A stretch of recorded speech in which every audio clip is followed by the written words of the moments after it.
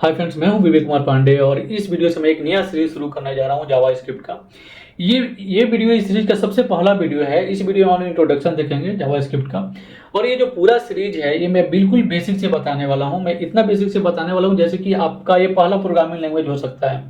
अगर आपने इसके पहले कोई भी प्रोग्रामिंग लैंग्वेज नहीं सीखा है, डोंट वरी, घबराने वाली कोई भी बात नहीं है, क्योंकि मैं बिल्कुल बेसिक से शुरू करने जा रहा हूँ इसको। जैसे कि प्रोग्रामिंग क्या होता है, आपको कहाँ पे प्रोग्राम लिखना होता है, आप इसको रन कैसे कराएंगे, और जैसे कंडीशनल स्टेटमेंट क्या होता है, डेटा टाइप क्या होता है, लूप्स क्या होते हैं, हर एक छोटी छोटी चीज़ों से हम लोग इसको शुरू करने जा रहे हैं। देखिए, अगर आप वेब डेवलपर या डिजाइनर बनना चाहते हैं तो आपको जावा स्क्रिप्ट आपको आना बहुत ही ज़रूरी है। आपको इसको सीखना बहुत ही ज़रूरी है, क्योंकि अभी के टाइम में मैक्सिमम जो वेब एप्लीकेशन बनते हैं वहाँ पे जावा स्क्रिप्ट का यूज होता है। ऐसे में अगर आप जावा स्क्रिप्ट नहीं जानते तो कभी भी आप एक सक्सेसफुल वेब डिजाइनर या डेवलपर नहीं बन सकते हैं। तो आप समझ सकते हैं कि जावा स्क्रिप्ट का जानना आपके लिए कितना ज़्यादा ज़रूरी है। और इस वीडियो में हम लोग एक ब्रीफ इंट्रोडक्शन इसका देखने वाले हैं जावास्क्रिप्ट के बारे में। तो चलते हैं मेरे कंप्यूटर स्क्रीन पे और वहां पे एक डिटेल्स हम लोग देखते हैं। इसका डिटेल्स में हम लोग इसका इंट्रोडक्शन देखते हैं। तो सबसे पहले हम लोग समझते हैं कि जावास्क्रिप्ट होता क्या है। ठीक है, व्हाट इज जावास्क्रिप्ट। यहाँ पे मैंने पूरा एक स्लाइड बनाया हुआ है, यहाँ पे आप देखिएगा। तो जावास्क्रिप्ट इज ए स्क्रिप्टिंग और programming language that allow you to implement complex feature on the web page. Every time web page does not more than just sit there and display static information for you to look at, displaying timely content update, interactive map, animated 2D and 3D graphics, scrolling video, etc. You can beat that JavaScript is probably involved. It is third layer of the layer cake standard of web technology, two of which HTML and CSS. ठीक है, तो इतना से आप समझिए यहाँ पे कि जावा स्क्रिप्ट एक ऐसा स्क्रिप्टिंग लैंग्वेज है। इसको इसमें एक्चुअली जो भी हम लोग लिखते हैं ना, जो भी कोड इसको लिखेंगे जावा स्क्रिप्ट में, उसको हम लोग बोलेंगे स्क्रिप्ट। ठीक है, या फिर इसको प्रोग्रामिंग लैंग्वेज, ऑब्वियसली एक प्रोग्रामिंग लैंग्वेज है जावा स्क्रिप्ट। और ये अलाउ करता है कि जो भी कॉम्प्लेक्स फीचर है वेब पेज के लिए, ठीक है, उसको आप यहाँ पे लिख सकते हैं। और यहाँ पे एक चीज़ है कि जैसे आप HTML, अगर आप थोड़ा बहुत भी उसमें काम किए हैं, HTML आपने देखा होगा कि HTML में आपने कंटेंट लिख दिया और एक ही टाइम में वो लोड हो जाता है। लेकिन यहाँ पे ऐसा कोई जरूरत नहीं है कि आपको एक टाइम में आप लिखेंगे और एक ही बार वो लोड हो जाएगा। यहाँ पे आप स्क्रॉल करते रहेंगे और स्क्रॉल करते करते आपको वेब जो पेज है उसका कंटेंट आते जाएगा और आप वहाँ पे देखते जाएंगे। जैसे कि आप अगर फेसबुक में देखे होंगे, ठीक है, फेसबुक में हम लोग स्क्रॉल करते हैं और नया पेज ऑटोमेटिक लोड होते जाता है, नया पेज ऑटोमेटिक लोड होते जाएगा।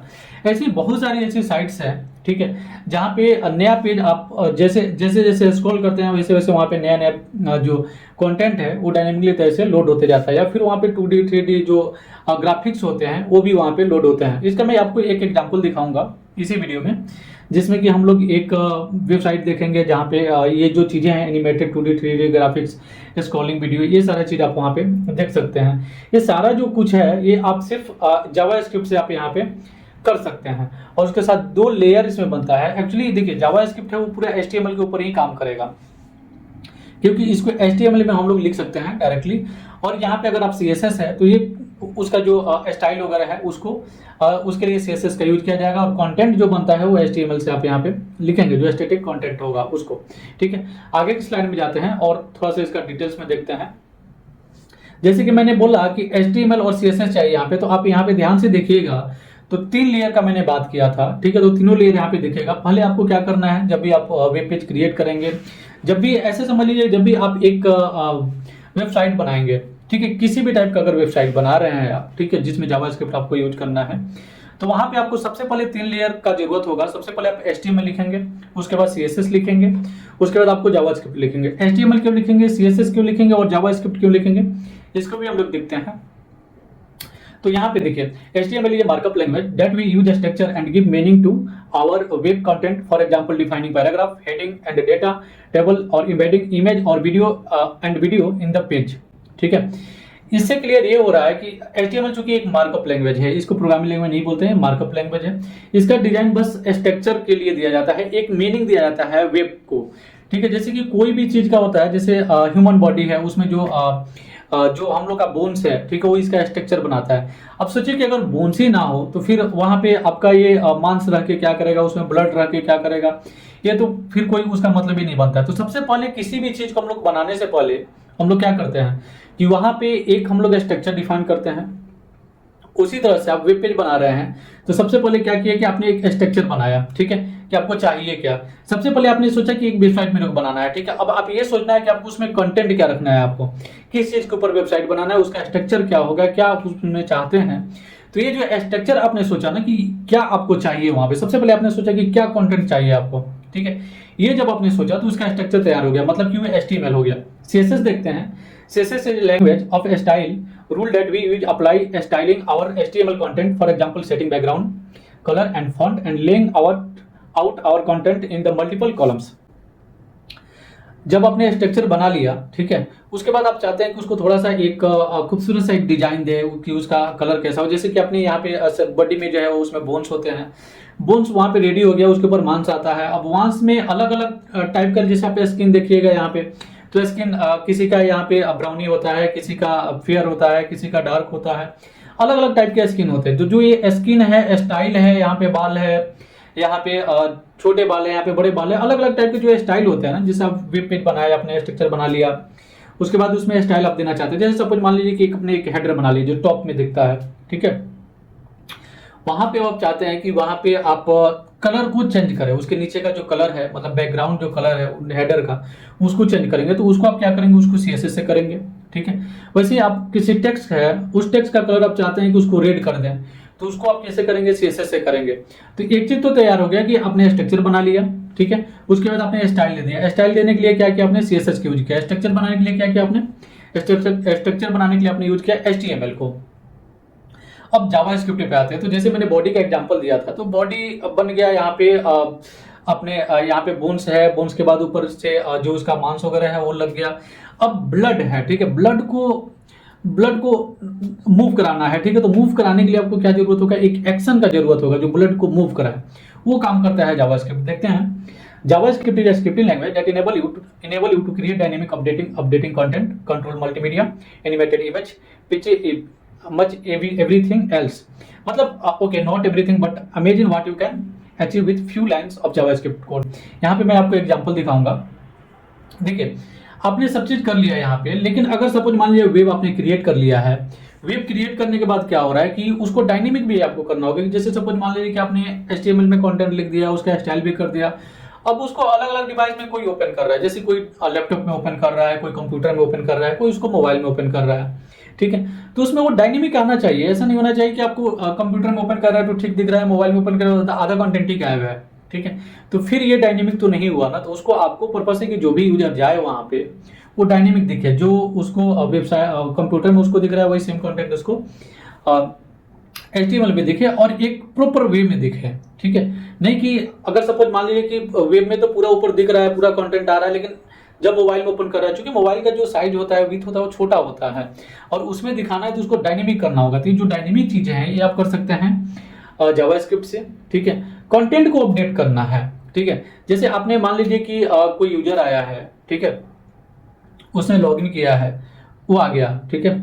अब उसने कोई एक्शन किया और कंटेंट अपडेट भी करना है उसका। जैसे कि अगर सपोज मान लीजिए कि आपने एक फॉर्म बनाया, ठीक है। पहले क्या होता था कि पहले जब आप वेब पेज बनाते थे ना, जिसमें HTML CSS होता था, जावास्क्रिप्ट नहीं होता था, तो वहां पे क्या होता था कि जब भी आप कुछ यूज कर रहे हैं तो पेज को पूरा रिफ्रेश करना होता था। जैसे एक बेस्ट एग्जांपल मैं दे रहा हूँ फेसबुक का। आप लोग अगर 2010 के पहले का अगर यूज किए होंगे, ठीक है, फेसबुक को, तो उसमें आपने देखा होगा कि जब भी आप कमेंट करते थे, जो शुरुआती दौर में फेसबुक आता था, ठीक है, जब भी आप कमेंट करते थे तो क्या होता था कि पूरा फेसबुक की रिलोड होता था, ठीक है। अभी आप देखिएगा, अब आपने कमेंट किया और विदाउट फेसबुक लोड हुए वो जो आपका कंटेंट है वहां पे दिखने लगता है। ये जो चीजें हैं ये होता है जावास्क्रिप्ट से। ऐसे ही अगर आप किसी वेबसाइट पर जाते हैं, वहाँ पे कोई फॉर्म आप अप्लाई किए होंगे और वहाँ पे देखे होंगे कि फॉर्म अप्लाई करते हैं, अपने जैसे सबमिट किया वहीं पे आपका एरर आ गया कि आपने फॉर्म में जो फॉर्म का फील्ड है, एक फील्ड है, जैसे एक फॉर्म है, कॉन्टैक्ट अस का फॉर्म है, ठीक है, उसमें अपने नेम ही नहीं दिया। तो उस केस में क्या, तो पूरा पेज रिलोड होता था, उसके बाद आपको एरर आता था कि भाई ये जो फॉर्म है इसको रिक्वायर्ड है, तो यहाँ पे आपको देना होगा। लेकिन अभी आप देखे होंगे कि जैसे आपने फॉर्म को सबमिट किया तुरंत ही आपको एरर मिल जाता है विदाउट पेज रिलोड हुए। ये चीजें जो होता है वो जावास्क्रिप्ट से होता है। एनिमेटेड इमेज, जैसे कि आप एक इमेज पे जाते हैं, वो मूव करके आता है, या फिर जैसे जैसे आप स्लाइड कर रहे हैं वैसे वैसे आ रहा है, तो ये एनिमेटेड इमेज आप इससे कर सकते हैं, ठीक है। मैं आपको एक वेबसाइट का मैं एग्जांपल दिखा रहा हूं जो जावास्क्रिप्ट में बना हुआ है।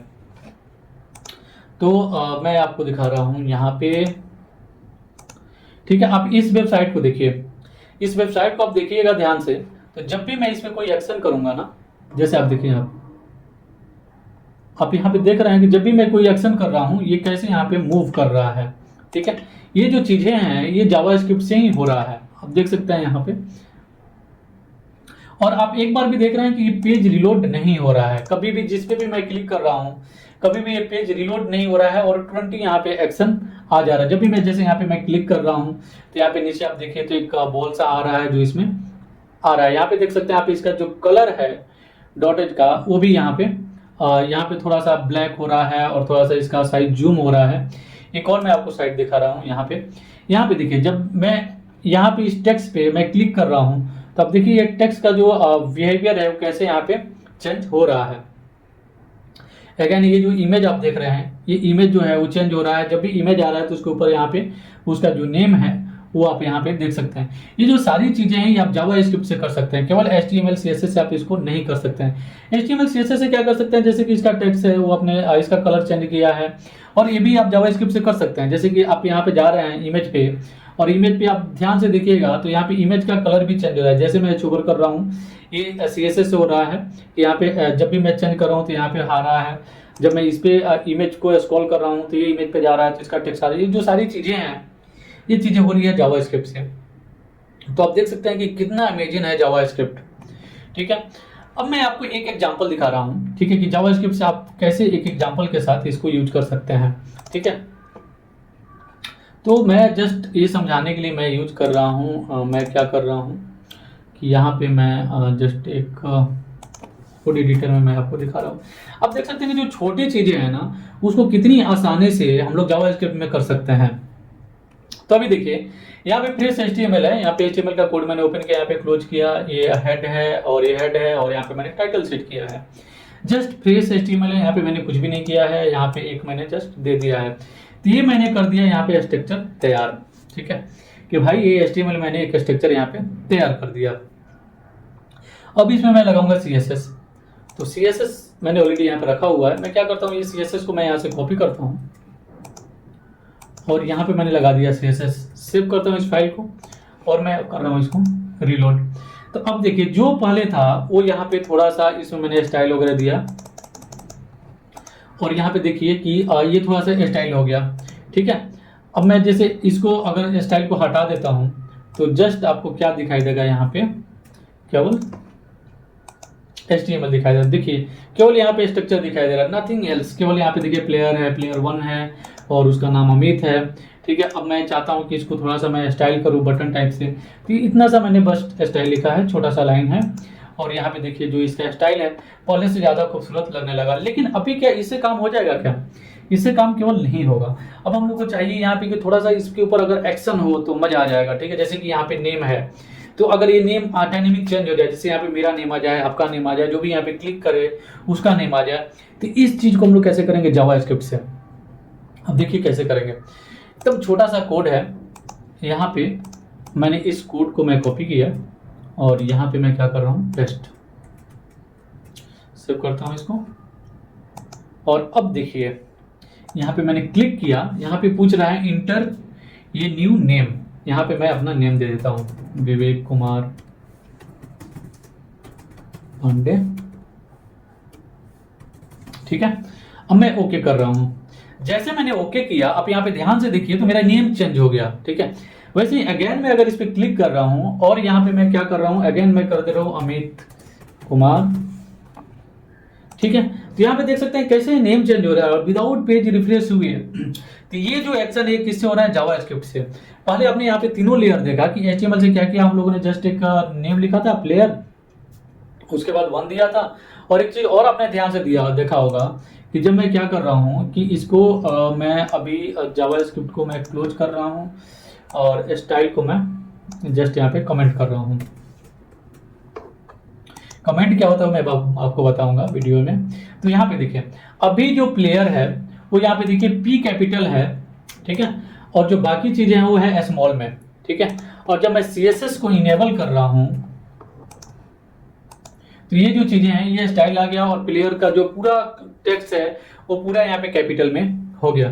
तो ये CSS का चीज था। यहाँ पे आप देखिए तो कलर चेंज हो गया, बटन टाइप्स में आ गया, नीचे थोड़ा सा शेडो आ गया, यहाँ पे एक बॉर्डर भी आ गया है, टेक्स्ट का भी कलर चेंज है, बैकग्राउंड भी चेंज है और बॉर्डर का कलर भी थोड़ा सा डीप है। और जावास्क्रिप्ट से क्या हो रहा है, जो बाकी एक्शन है, जब भी मैं इस पर क्लिक कर रहा हूँ तो यहाँ पे पूछ रहा है सेम पेज पे कि इंटर ए न्यू नेम, और जब भी मैं यहाँ पे अपना नेम दे रहा हूँ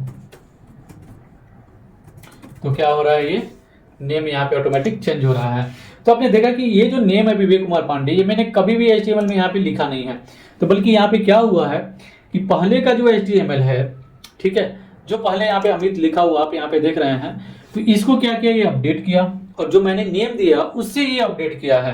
पहले से मैंने इस कंटेंट को नहीं लिखा है। तो इसका मतलब आप समझ सकते हैं कि जावास्क्रिप्ट से हम लोग अपडेट कर सकते हैं, ऐड कर सकते हैं। जब भी यहाँ पे एम्प्टी था तो यहाँ पे क्या किया, इसको ये ऐड किया, ठीक है। तो ये चीजें हैं जावास्क्रिप्ट का। ये रियल एग्जांपल मैंने आपको एक दिखा दिया यहाँ पे, ओके। तो आपने समझा यहाँ पे कि जावास्क्रिप्ट क्या है और कैसे काम करता है, ये आपने देख लिया। अब यहाँ पे समझते हैं कि जावास्क्रिप्ट इसको कहते क्यों है, ठीक है। इसको कुछ और भी कर सकते हैं, और जावा क्यों कहते हैं, क्योंकि इसमें जावा ऑलरेडी लगा हुआ और जावा एक ऑलरेडी एक लैंग्वेज भी है। तो जावास्क्रिप्ट क्यों, पहला तो मैंने आपको बता दिया कि इसके अंदर कोई भी कोड हम लोग लिखते हैं तो उसको स्क्रिप्ट कहते हैं हम लोग, ठीक है। इस स्लाइड को देखते हैं। When JavaScript was created, it initially had another name, LiveScript, but Java had very popular at that time, so it was decided to positioning a new language as a younger brother of a Java would help. But evolved JavaScript become fully independent language with its own specification called ECMAScript. Now it has no relation to Java at all.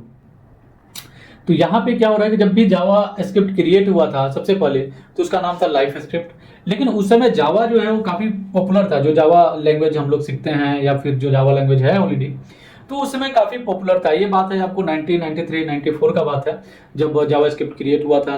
उस समय नया नया इसको develop किया गया था। उस समय जावा काफ़ी पॉपुलर है। जावा एक्चुअली अभी भी काफ़ी पॉपुलर है। तो उस समय इसका नाम था लाइव स्क्रिप्ट, लेकिन उसमें जावा चूंकि ज्यादा पॉपुलर था तो इसको एक छोटा भाई के रूप में इसका नेम दिया गया, आगे लगा दिया गया जावा, जिससे कि जावा की जो पॉपुलैरिटी है वो इसको भी मिले, ठीक है। और ऐसा ही कुछ हुआ भी। जावा स्क्रिप्ट जितना फेमस, जावा जैसा फेमस है वैसे ही जावा स्क्रिप्ट भी फेमस हुआ। लेकिन अभी जैसे जैसे विकसित होते गया, नई नई चीजें डेवलप होते गई, ये फुली इंडिपेंडेंट लैंग्वेज बन गया। अभी जो इसका अपना स्पेसिफिकेशन हो गया है, जिसको हम लोग बोलते हैं ECMAScript, और अभी इससे जावा से इसका कोई भी लेना देना नहीं है, बस नेम में आप देख रहे हैं जावास्क्रिप्ट, और ECMAScript अभी भी जो इसका अपना स्पेसिफिकेशन है उसके लिए बोला जाता है, ठीक है।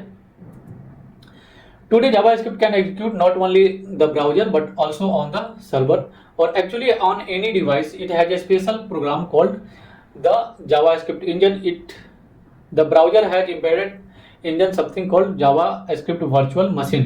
Different engine have different code name. For example, V8 in Chrome, Opera and Edge, SpiderMonkey in Firefox. तो यहाँ पे क्या है कि JavaScript जब बना, ठीक है, तो केवल क्लाइंट साइड के लिए बना। क्लाइंट साइड क्या है, सर्वर साइड क्या है, इसको मैं थोड़ा सा आपको बता रहा हूँ। देखिए, जो भी क्लाइंट देखेगा ना, जो भी यूजर देखेगा उसको हम लोग बोलते हैं क्लाइंट साइड, और जो सर्वर पे रन होगा उसको हम लोग बोलते हैं सर्वर साइड, ठीक है। तो जावास्क्रिप्ट जब बना था तो केवल वो क्लाइंट साइड के लिए बना था, लेकिन अभी क्या है, ये सर्वर साइड पे भी चलता है, ठीक है, जिसमें Node.js है, सर्वर साइड के लिए काफी फेमस है।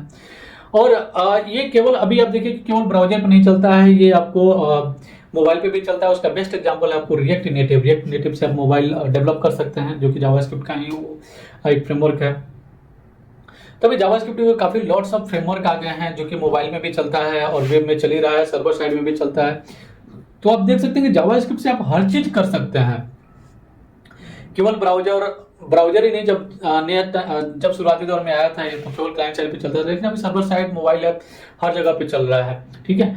और जहां पे भी चलेगा वहां पे एक चीज होता है, जावास्क्रिप्ट का इंजन होता है। जैसे कि हर एक चीज का अपना चलाने के लिए एक उसका वर्चुअल मशीन बनता है, एक इंजन बनता है जिसके ऊपर जावास्क्रिप्ट चलेगा, तो उसको बोलते हैं हम लोग जावास्क्रिप्ट वर्चुअल मशीन, ठीक है। और डिफरेंट इंजन है, जैसे कि क्रोम है, ओपेरा है, एज है, फायरफॉक्स है, इनका अपना अपना उसका नेम रखे हुए हैं ये लोग। जैसे कि V8 बोलते हैं इसको क्रोम में, ओपेरा में, एज में, स्पाइडर मंकी बोलते हैं आपको फायरफॉक्स में। तो ये सब इंजन्स हैं।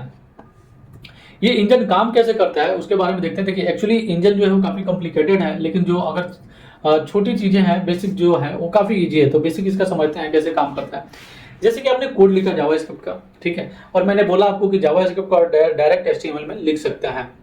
इसके लिए कुछ भी आपको अलग से करने का जरूरत नहीं है, कोई भी स्पेशल कंपाइलर का जरूरत नहीं है।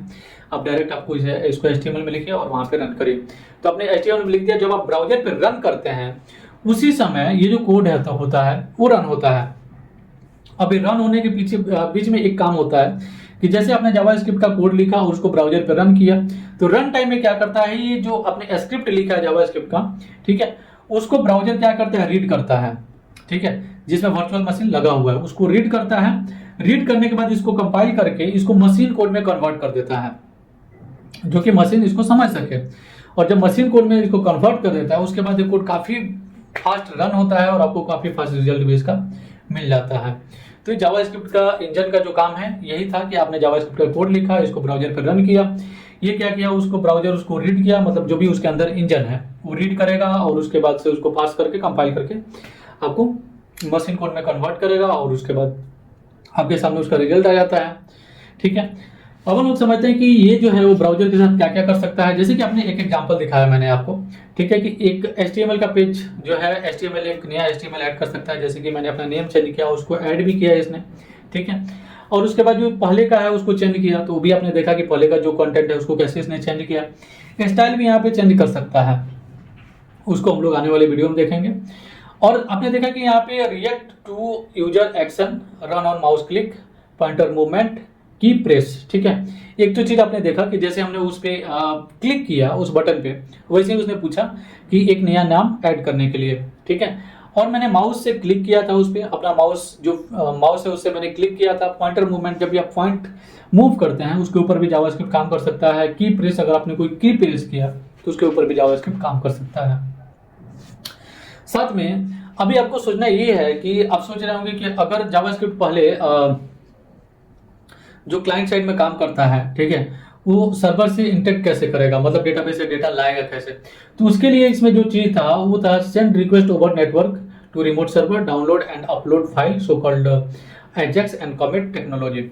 एक एजेक्स बोल के एक चीज होता है इसमें, ठीक है, एक टेक्नोलॉजी है, जावास्क्रिप्ट का ही बनाया हुआ है। तो क्या करता है कि वो सर्वर से आपको डेटा लाने में हेल्प करता है, आपको सर्वर से उसको इंटरेक्ट करेगा। जो भी आप डेटा पुश करना चाहते हैं डेटाबेस में वो एजेक्स के थ्रू आप भेजते हैं, और वो एजेक्स क्या करता है, आपका सर्वर का जो कोड है, जैसे कि आप अगर PHP यूज कर रहे हैं PHP चलेगा, या फिर जो भी आप यूज कर रहे हैं, पाइथन यूज कर रहे हैं, जावा यूज कर रहे हैं, तो उसको भेजेगा सर्वर साइड का जो लैंग्वेज है उसको। जैसे उसने PHP को भेजा, PHP क्या करेगा, अब उसको सर्वर साइड में आ गया तब उसको वो डेटाबेस में ऐड करेगा। अगर कुछ गेट कर रहे हैं तो सेम काम वो क्या करेगा कि उसको डेटाबेस से लेके आएगा, ठीक है। तो आई होप कि आपने समझा कि जावास्क्रिप्ट सर्वर से कैसे काम कर सकता है। आपने अगर कुकी सेट किया है तो कुकी वहाँ पे आ जाएगा। कोई नया विजिटर आ रहा है आपके साइट पे, पहली बार आया है तो उसको नया मैसेज दिखा सकते हैं, वेलकम मैसेज। जैसे उसने आया आपके साइट पे, अपने वेबसाइट बना लिया है सक्सेसफुली और आपके साइट पे आया तो उसको वेलकम मैसेज दिखा सकते हैं। फिर कोई और अलर्ट है तो भी आप वहाँ पे दिखा सकते हैं। क्लाइंट साइड में ये डेटा भी स्टोर करता है, आपके ही ब्राउजर में क्या करेगा, डेटा को स्टोर कर देगा। तो जब भी आप यूज करेंगे तो वहाँ पे आपको हेल्प मिलेगा कि आपने पहले टाइम यहाँ पे क्या एक्शन किया था इस ब्राउजर पे। अब इसमें जो सबसे ज़्यादा इंपॉर्टेंट है कि जावास्क्रिप्ट हर चीज़ तो नहीं कर सकता है, कुछ चीज़ें हैं जो ये नहीं करता है। जैसे कि ये फाइल राइट नहीं कर सकता है सर्वर पे without help of server side scripting language. जैसे कि मैंने बोला कि ये कैसे काम करता है, एजेक्स के थ्रू। तो एजेक्स के थ्रू अगर आप काम कर रहे हैं तो ये ठीक है, अगर एजेक्स नहीं यूज कर रहे हैं तो डायरेक्ट ये आपके डेटाबेस में कोई भी फाइल को या कोई भी रिकॉर्ड को इंसर्ट नहीं कर सकता है। ऑब्वियसली अगर आप Node.js वगैरह यूज कर रहे हैं तो फिर ये काम करेगा, क्योंकि सर्वर साइड वो काम कर रहा है, ठीक है। It can not read from और write to file the client. अगर क्लाइंट के मशीन में कोई भी फाइल है तो उसको डायरेक्टली ये रीड नहीं कर सकता है, ठीक है। It can not access web page hosted on another domain. Obviously अगर मान लीजिए कि एक डोमेन पे है, आप सपोज मान लीजिए कि एक आपका डोमेन है, एक आपके दोस्त का डोमेन है, तो आप अपने डोमेन पे जावास्क्रिप्ट लगाएं और चाहते हैं कि दूसरे के डोमेन से जावास्क्रिप्ट को रीड कर लें, ठीक है, तो वो चीज़ वहाँ पे नहीं कर सकता है, उसका कंटेंट को ये रीड नहीं कर सकता है। अब समझते हैं कि जावास्क्रिप्ट को यूनिक क्या बनाता है। देखिए जावास्क्रिप्ट का सबसे बड़ा यूनिक बात यह है ना कि कुछ भी आपको इंस्टॉल करने का जरूरत नहीं है, कोई भी कंपाइलर आपको जरूरत नहीं है, कुछ भी आपको इंस्टॉल करने की जरूरत नहीं है। डायरेक्ट आप HTML लिखें और CSS लिखें। और HTML CSS के लिए कुछ भी जरूरत नहीं होता, जस्ट टेक्स्ट फाइल लिखना है और वहाँ पे .html आपको लगा देना है, तो ये काम करेगा। अगर PHP में करें तो HTML जहाँ पे काम करेगा उस वहाँ पे सब जगह पे जावास्क्रिप्ट ऑलरेडी काम करेगा। तो HTML CSS के साथ इसका फुल इंटीग्रेशन है। Simple thing are done simply, जो छोटी चीज़ें हैं उसको सिंपली आप यहाँ पे कर सकते हैं। Supported by all major browser and enable by default, ठीक है। ये सबसे बड़ी बात है कि आप इसको किसी भी ब्राउजर में यूज कर सकते हैं और वहाँ पे हर जगह पे डिफॉल्ट आपको इनेबल रहेगा। तो ऐसा कुछ नहीं है कि आपको वहाँ पे इनेबल करना पड़ेगा। जितने भी ब्राउजर है मैक्सिमम जगह पे इसका इनेबल रहता है और वहाँ पे सपोर्ट भी करता है। तो आपने इस वीडियो में ये सारा चीज़ देखा कि जावास्क्रिप्ट क्या कर सकता है, क्या नहीं कर सकता है। एग्जाम्पल भी मैंने दिखाया, जावास्क्रिप्ट का वेबसाइट कैसा होता है वो भी मैंने 2 वेबसाइट को दिखाया। और जावास्क्रिप्ट के बारे में आपने काफ़ी कुछ जान लिया है। अब तो आपने इतना कुछ जान लिया है जावास्क्रिप्ट के बारे में कि आप काफ़ी कुछ समझ चुके हैं इसके बारे में, जावास्क्रिप्ट के बारे में। तो नेक्स्ट वीडियो से आते हैं और जावास्क्रिप्ट के बारे में और भी कुछ हम लोग चीज़ें अब करते हैं। प्रैक्टिकल चीज़ें हम लोग करेंगे, थ्योरेटिकली जो भी चीज़ें हैं वो ऑलमोस्ट आपने जान लिया है।